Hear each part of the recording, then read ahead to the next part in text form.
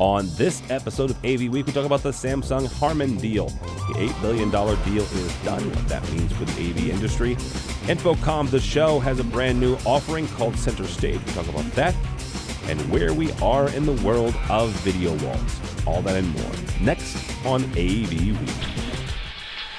The network for the AV industry. What are you listening to? This is AV. This is AVNation. This is AVNation. AV Week is brought to you by our fine group of underwriters, companies like FSR, and by Vadio, a leading manufacturer of professional PTZ cameras, Pro AV solutions, and UCC integration systems. This is AV Week, episode 290, recorded Friday, March 17th, 2017. The Cloud. Ready. AV Week. Performing scan. AV Week. Online. This is AV Week. AV Week. This is AV Week, your weekly wrap-up of audio-visual news and information. My name is Tim Albright. I am your host. With us to talk about said news and information, first and foremost, my favorite Irish leprechaun. His name is John Greene. Not making that up on this fabulous St. Patrick's Day. Didn't even plan it that way, actually. I'm not that smart. He's from Advanced AV. Top of the morning to you, sir. It's an afternoon, but it's just as well. It's the top, it's the bottom. We're here. How are you? Great, actually, pretty good. We did celebrate St. Patty's today, dressed as a leprechaun, and I get into the outfit again. But we're doing it for a charity, so I'm actually pretty excited. And everybody smiles at a leprechaun. That's all. Because they're funny looking, John. I'm just telling you. It's just they're funny because in the morning I was working, normally, and people were miserable because I'm the boss. But when you come out of your office dressed as a leprechaun, everybody smiles. I think I'm going to get a little extra out of them today. You should dress up as a leprechaun next week and see how it plays out. So, also, this is my buddy Julio Carrasco from H323HD. How are you, sir? Pretty good. Yourself? Doing well. If after the end of this, but I'll say it now too. If you want to see more of Julio's beautiful face and his more importantly his talents, you can check out his app. Our show AV Apps actually reviewed it a couple weeks ago, and it's a pretty cool thing. I've been looking at it for over a year now. I think it was last year. InfoComm, you were showing it to me. So yeah. All right, let's get on with the news and information. First and foremost. Last week, actually 1 week ago, as we were on the air, as luck would have it, Samsung announced that they had completed their purchase of Harman. Now, this is not new. The purchase part is the news. The fact that Samsung bought Harman is not news. But the fact that they have completed this purchase is absolutely news. $8 billion, a lot of smart people smarter than me, have said, primarily this is about the connected car system. But one thing I want to point out here, Samsung's chief strategy officer said, quote unquote, bringing together Harman's iconic audio brands and capabilities paired with Samsung's leading display technologies will deliver enhanced audio and video experiences to consumers and professional end markets. I want to focus on that professional end markets part. Back in November when this happened, there was an awful lot of hand-wringing outside of Samsung and Harman, but people in the industry who said that, this may be the end of Harman. They may piece and parcel them out, which they still may. And let's be frank about that. It's a business, and the bottom line is still the bottom line. But the fact that not the head of Samsung, but one of the people that is up there at Samsung, and the person that they're quoting in their press release calls out the commercial part, I think is important.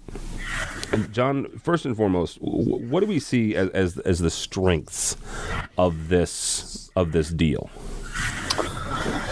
Well, I think, I guess my initial reaction in reading that press release and trying to get my head wrapped around it is just a continuation of technology from the home to the car to the office. I think it's a little disjointed right now. I think that we all experience some of that pleasure of, hello, you talk to your Google fires up your coffee maker, you drink your coffee, you get in your car, you connect via your iPhone, and then you get to work, and then you try to go to a conference room and get that to light up to have your meeting. I think that an organization like Samsung with the technical chops and capabilities of a Harman can make a complete weave out of that and make it just a continuous experience. I think that's where it's going. I think that it's going to be transparent where you are, what you're doing, and how you're doing it. You're going to be on 24/7, and you're probably going to be in a meeting. Well, one thing is, I'm writing an article for one of the magazines, and I was talking with somebody from Waveguide, and they were talking about a similar thing with the voice control and this, that, and the other. Yep. The Ford this year at CES announced the start of this. It's not quite ready for prime time yet, but they talked about Alexa integration. Yep. In the Ford ecosystem, in the infotainment system there. So you're not very far off. Yeah, it's always a guess as to when it's going to happen. But again, you look at the strength of a Samsung and its global reach and its engineering chops and its marketing. I mean, it can market this concept. That's the idea is that if this is going to work, they're going to have to market a different way to approach life. Well, and here's the other thing. One thing that not a whole lot of people realize or are talking about, not just Samsung's engineering chops. About a year or so ago, I guess about 2 years ago, Harman picked up a 10,000-member engineering firm. These are not silly people. These are people who helped write some of the kernels for Android. Not the Samsung. I understand what I'm saying. This is not from Samsung side. This is from the Harman side. So Harman has in their employ an entire group. 10,000 engineers is not something to shake a stick at. 10,000 engineers that are pretty robust in their own right. And now you've got Samsung has access to that group of folks as well. So it may very well be a very, very powerful force to deal with over the next couple of years. So, Julio, totally opposite side of this. What is this from the negative side? I guess what are some of the weaknesses we see as part of this deal? I mean, I want to know how they're going to get this done, right? I got the same thing reading it, that it's all going to be from home to your phone to your car, and it's going to be seamless. Question is how they're going to do this, how they're going to get this done, the time frame. Are they going to start infringing on people's devices and all this other stuff that everybody's afraid of? Security and all this other stuff. Harman's basically in almost every car nowadays. So one other thing that I thought that this relationship would bring, because of the size of the organization, is, and I'm going to use the word, I hate to use it, but a standardization. Yeah, that's not a bad. Hang on, that's not a bad word, John. Well, again, and I think that's what's going to be the success. I think that, again, a long time ago, they decided it's going to have four wheels on it, it's going to have a steering wheel, and it's going to be powered by gas. And that was decided because there was one large organization, history-wise, let's say Ford, made that call. Samsung could step into that position and say, listen, let's all stop being silly and say, here's the framework of which we're all going to make money off of. You can take different shapes and sizes. You could have bigger tires. You could have smaller cars. You could have different color cars. That's where I think it's going to go. And I think that Samsung and combined with the engineers of Harman have the ability to deliver that to us. Do you think do you think Samsung then is, especially now, is the company and is the size of the company to do that? Because here's the reason I say that. They're uniquely positioned now that they have Harman. Not that Samsung wasn't in the commercial space. Don't misunderstand what I'm saying. Because they were definitely in the commercial space, but not to the extent that they are now. They are not Apple, right? They are not Google. They are not Microsoft even. You've got a company now that has an entire catalog of products that are part and parcel of an awful lot of really big systems at some really big companies. If you go to an airport or a large venue, I should say large venue more than airports, but you go to a large venue, you go to an auditorium, you go to a sports arena, you go to, other places where you can, ride rides and things of that nature, you're going to be running into Harman products. So that's one side, and these are organizations that are already standardizing because they're large organizations. And you have Samsung coming in and saying, okay, here's some other ways. They're possibly in a position to start, like John said, saying this is how we're all going to standardize, this is how we're all going to make money. And the people who are under them as far as revenue and size and stuff like that can either follow suit or try to buck the system and maybe not win. My only add to that is that you had mentioned they have 10,000 engineers. And what I'm always amazed at is finding out who's dating who and how they got together. So if they've got 10,000 engineers, those 10,000 engineers probably know 10,000 engineers at different companies.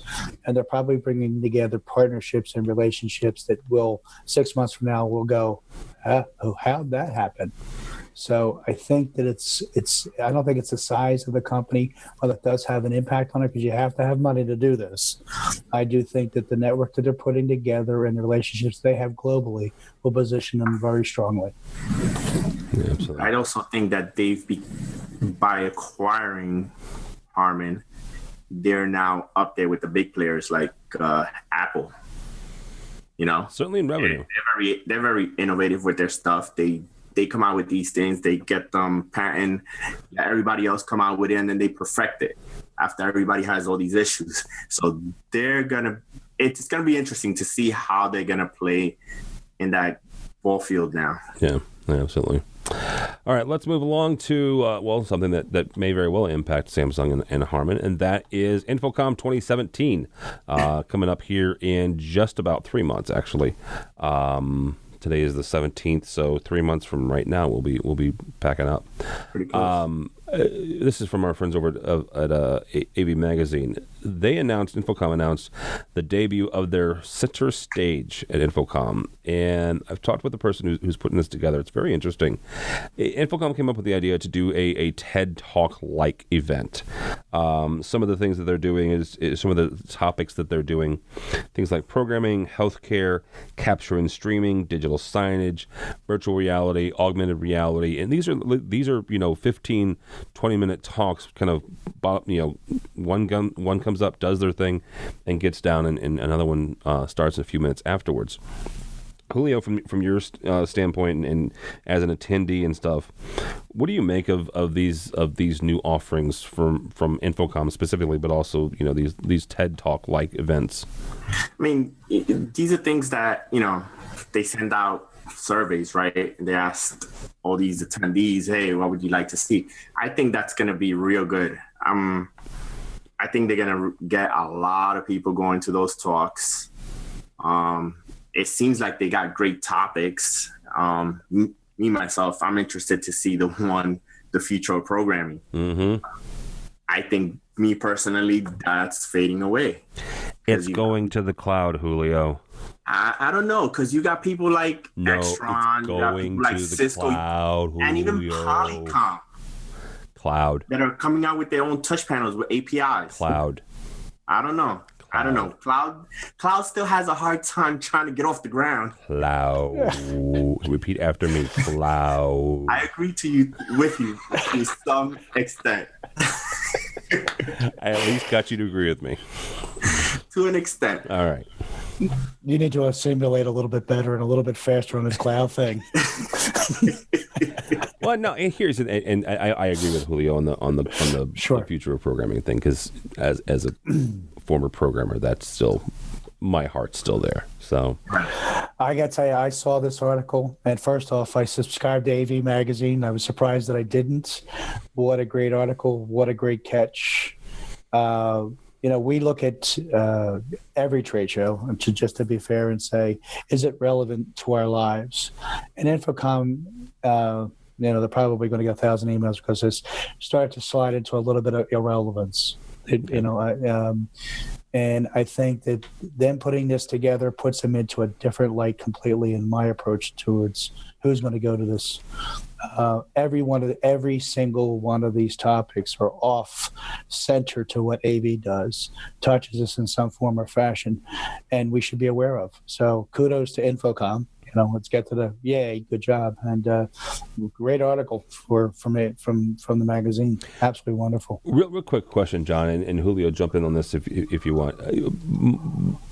When it comes to things like this, right? Whether it's center stage type things at ISE, they have these not pop-up trainings, but they're trainings kind of in the corners of the arenas or of the halls, where anybody can come in and out and do their thing. Don't offer RUs, renewal units for InfoComm CTS, but they're just there as free education. When it comes to you and your team, John, would you rather have these types of events, or would you rather send your team to more not official training, but more scheduled and regulated classes? I think that the manufacturers and provide a good service throughout the year for training and the ability to tie renewal units to this type of thing. I want to go to trade shows, and I want to send my trade shows. I'd like people to trade shows to find out stuff that they don't know about, that stuff that is going to hit them, and they've been blind to. And I got to tell you, we literally just launched our own AR VR solution just yesterday. And what's it called? Oh, well, it's we got a little VR goggle, and we can do fly-throughs for our installs and some of our design work. So we got little Google boxes that we hand out to show everybody.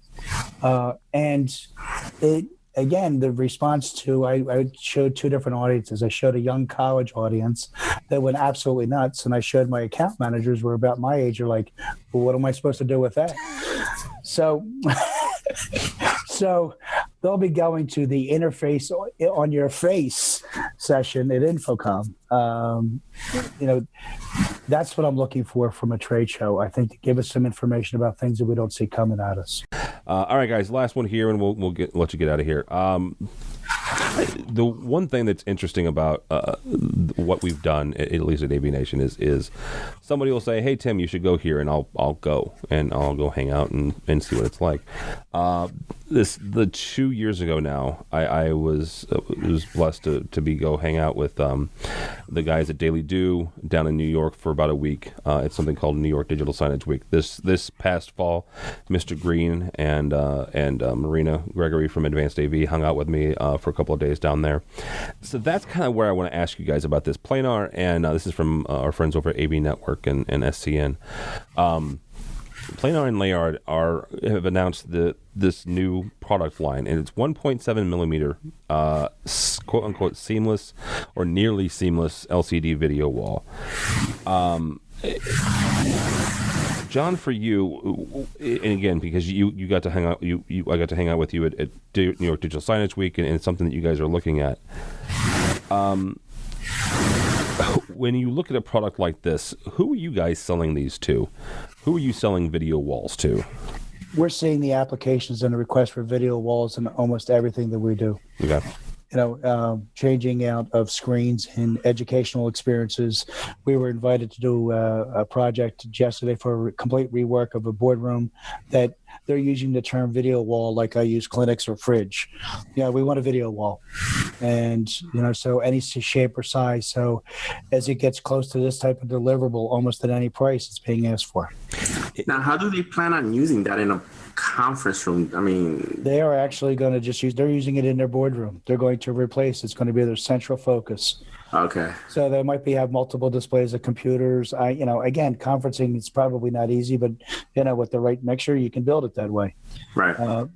And the problem with it is that they're seeing these displays and they're seeing these walls everywhere, and they're using it like paint. I want a video wall, and then you might have to explain it. But the fact of the matter is that video walls is a real live application in every space that we talk about. Interesting. Julio, from your standpoint, I want to bring you in on this. Talk for a second about I don't want nightmares about, unless you have them, which are cool. But installing these suckers and then the long-term maintenance and the total cost of ownership for these things. Well, I've yet to install one. Okay. And I have heard the nightmares and the hard work that goes behind these things. So as far as return on investment on that, I'm not sure. Not sure. All right, very good. Now, the one thing I was looking at this, and to John's point, there are a lot of folks who are looking at them as replacements for larger screen projections. Now, here's the thing with it. You see, if you go, the next question out of that is, can I have different sources on different monitors? Well, yeah, you can. Obviously, if you get the right software and the right hardware to do that. But you've got a couple different options here. Obviously, depending on how big you want it, that there are certain things there are certain limitations.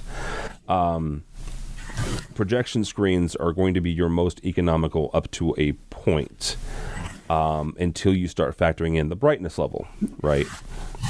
And then the question for John's clients and your clients, Julio, is, okay, at what point is the brightness more important than this cost savings, right? Because, I can get a 100-inch single display. I mean, Panasonic makes one, Vizio makes one, Sony makes one. The cost is up there. The cost is actually up there even more than making a video wall that size, to be frank about it. But again, it's you are going to pay for that, and you're going to pay for that size. Flip that around and say, okay, well, for some folks that are more budget conscious than others, you go, okay, well, here's a screen, nice screen, and a nice screen is going to cost you, some dollars. And here's a nice bright projector. The problem is, unless you start getting into the range of the cost of a 100-inch screen, the brightness is not going to be there, right? So the trade-off between a single source or even a video wall source display versus a projector and a screen, there are trade-offs like with anything, right? You can pay for it, right? And you can have it as bright as you want, but you're going to pay for it. So exactly. And if you go projector, you're always going to be tied to always buying a bulb. Not necessarily. You got lasers now, right? Yeah, that is true. Those have come a long way. It still requires a real good conversation with the customer of exactly what they're trying to accomplish. Right. Yeah. And if you don't take that responsibility, you're going to end up with a really bad situation. And the unfortunate thing is we've all experienced it as well, is that the customer is always right up to a point. We try to prove them at what point they cross over. But when they say, I want a video wall in my boardroom, okay. John, if they've got enough money, they're always right. I'm just going to put that out there. You just got to make it all work. of my underwriters, you're always right if you got enough money. All right. Guys, thank you so much. I appreciate your time. Julio, how do people get a hold of you? And your app? My app, AV Mogul. It's you can download it from iOS, Apple Store, or Google Play. Right. I'm on every social media, H323HD Inc., and you can reach us at our website, H323HD.com. All right, very good. Mr. Greene, happy St. Patrick's Day to you, sir. Absolutely. Again, you can absolutely positively find me in my finest today. Obviously on Facebook on Advanced AV and Twitter all over the place. So if you really want to see what real leprechauns look like, you want to hunt me down at JGreene6 SIX. Just follow John and you're welcome. Right. All I'm going to say. And we won't bring up the debutantes this time. No, yes. I wasn't there. You can't prove I was there. There are no That's right. pictures proving I was there. There's All right. absolutely- My name is Tom Albright. At this point, you can follow me if you want, but I wouldn't suggest it on Twitter. It's TD Albright. But more importantly, go by our website, AVNation.tv, AVNation.tv. Lots of great folks have put an awful lot of hard work into it, and there are some putting even more in now because sometime around the 1st of April, we're supposed to have a brand new site that's going to give you all kinds of really cool things. Right now, I mean, we're a podcasting company that we do have blogs and stuff like that, but we're primarily podcasters. And one of the cool things that our new website's going to allow you to do is you can kind of create your own podcast feed. So if you want to listen to AV Week, but also Resi Week and which is our residential weekly show, and like EdTech, you can click the buttons and it's going to download. If you want to click on the thing that you want everything that we do, our specials and everything else, you click that button. And so it's a kind of a neat feature that we've got going on in the background. So I'm kind of excited about that. Other thing is check out our underwriters. These are the folks, people like Advanced AV, that they give us money so we can keep doing what we're doing. So we appreciate them and ask that you support them. So yeah, AVNation.tv, AVNation.tv. Thanks so much for listening. Thank you so much for watching. This has been AV Week.